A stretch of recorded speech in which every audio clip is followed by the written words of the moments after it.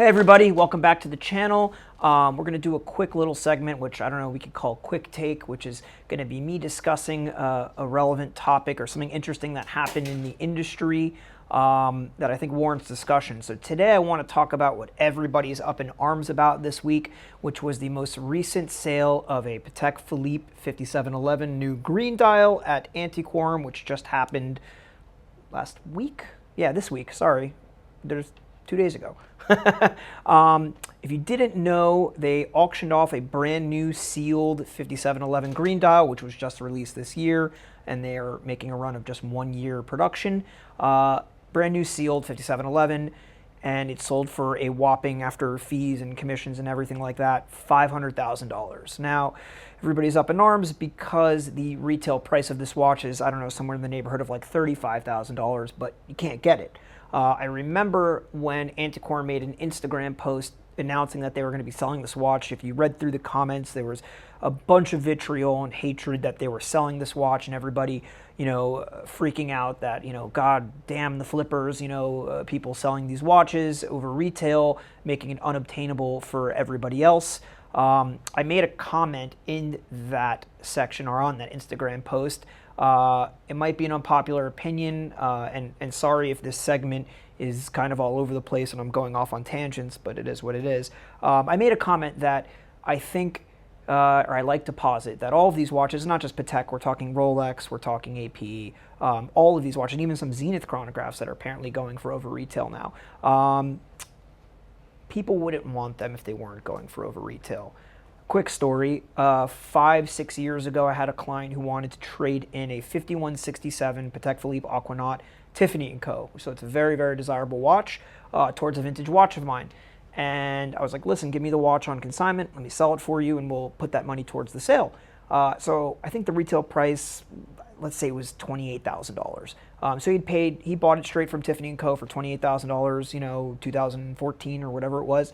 And I took the watch, and I couldn't even get an offer at cost. So at the retail price, I could not get an offer for the watch. People wanted to pay less. I ended up putting it in a Christie's online sale, and it sold, and the client broke even on the purchase. And so we're talking, 5, 6 years ago, nobody wanted the watch. Now that watch trades for, I don't know, $100,000, over 3x on retail.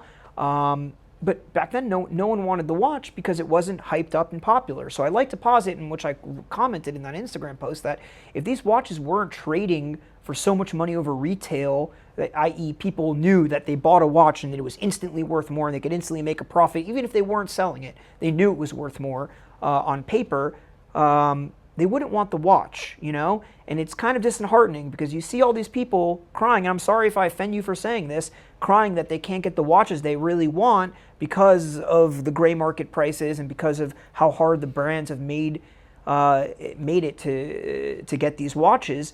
In reality, if they were offered the watch a few years ago at retail, they wouldn't have bought it, So all these Daytonas, Batmans, this, that, and the other, I don't think people would really be so angry and so gung-ho to buy them if they weren't instantly worth more money the second they purchased them. So unpopular opinion, but I think everybody who's up in arms about this, saying they can't get their beloved watch because, they're going for so much more over retail, and they hate all the flippers who are just trying to capitalize on the opportunity to make money. I think, pardon my French, it's all bullshit, If they were offered the watch at retail several years ago, maybe they bought it, maybe they didn't. But I think right now, in this day and age, and status quo right now, they only really want the watch, or maybe not only, but a big driving factor of them wanting the watch is the fact that they are going for over retail and that they know they're buying an asset immediately that's worth more. So I think some people need to tone it down with the vitriol. The owner of that watch in this Antiquorum sale, now going back to the Antiquorum sale, it was his watch. He had the right to do with it what he pleased. Would I love to own that watch? Sure. Would I maybe jump on an opportunity to make that kind of money? I mean, I'm biased, sure, this is my job, but I don't know. Yeah, probably. Going back to that guy, though, I was able to talk to a few people about it, and I read actually an article online. I don't know how verifiable all these sources are and the information is, but apparently the owner of that watch, because the name got leaked by Antiquorum, not on purpose. It was done mistakenly. The name got leaked and people did some research and they realized that the owner of that watch was the son of a Patek AD based out of Spain. Now this Patek AD had recently gotten their Patek dealership pulled. So AKA Patek pulled out and said, you can't sell our watches anymore. And apparently, and again, I don't know how verified this is, I just heard it from a pretty credible source, that because Patek pulled their dealership from this store, from this AD, they weren't able to sustain the other brands they were selling. They weren't able to sustain keeping the doors open and they had to shut down because Patek pulled out. So maybe this was the last watch that was delivered and it was kind of like, hey, we lost our AD with Patek. We lost our account with Patek, and so might as well sell the watch to, one final hurrah. And I feel that because their business is gone, so why not? What are you going to do? Hold on to a watch for sentimental value or take the money that could maybe keep them afloat now that they have no literal business? So I think the vitriol isn't really warranted. Yeah, it sucks because people who want that green dial now see a market price of maybe $500,000. I'm sure in the real market, when they're offered privately, they're not going to be $500,000, but maybe they'll be 300 or 350, and it's still unobtainable for most people, for almost everyone, myself included, and they're never going to get that watch. But let's face facts, the way the market has been right now in terms of, and I'm talking about market price, I'm talking about the way the brands have been distributing these watches, Rolex, Patek, AP. Most people had a very, very low chance of actually being able to get that watch at retail anyways. So regardless if the market price was $100,000, $300,000, $500,000, they were never going to get that watch at retail anyways.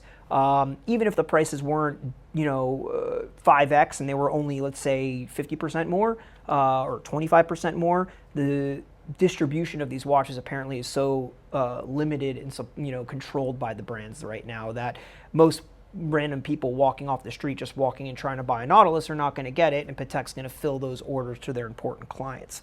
So it really doesn't matter what the price is over retail because most people weren't ever going to get them at retail anyways.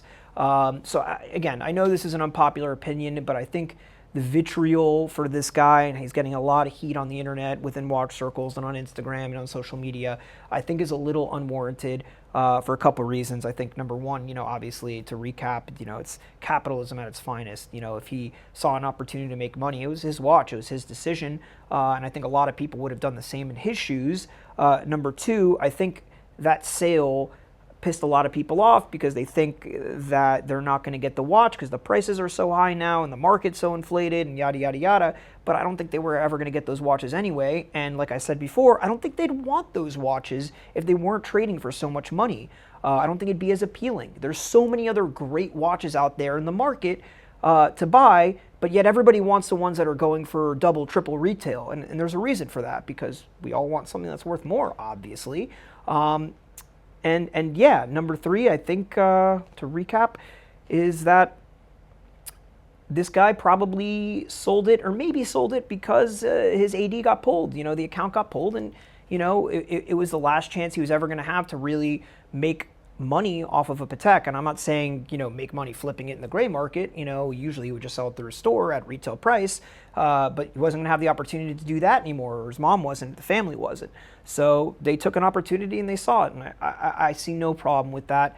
I'm sorry for all the people who really want this watch and can't afford it. Again, I don't think you were ever going to get it at retail to begin with, or maybe you weren't, maybe you were, and it sucks. But there's other watches out there, and when in doubt, you can always pick up a Nautilus, a vintage one, the original 3700. They're still available in the marketplace for less than a 5711. Green dial, probably around the same price, maybe a little bit more than the blue dials. And these are seriously limited. There's only a few thousand pieces made, and they're continuing to appreciate in value as collectors understand what they are. The very best of Gerald Geddes' design. Or maybe that, or the Royal Oak, depends on who you talk to. And something that actually holds weight and value. But again, I'm biased, I'm a vintage guy, so I'm always going to choose this watch over the modern iteration of it. But yeah, there's other watches out there. I wouldn't get so upset over something that's so out of your control. So everybody who's fuming about it, maybe just take a breath and maybe look for another watch. There's other great stuff out there. There's thousands of watches and dozens of brands that create really great stuff every day. So I hope you enjoyed this video.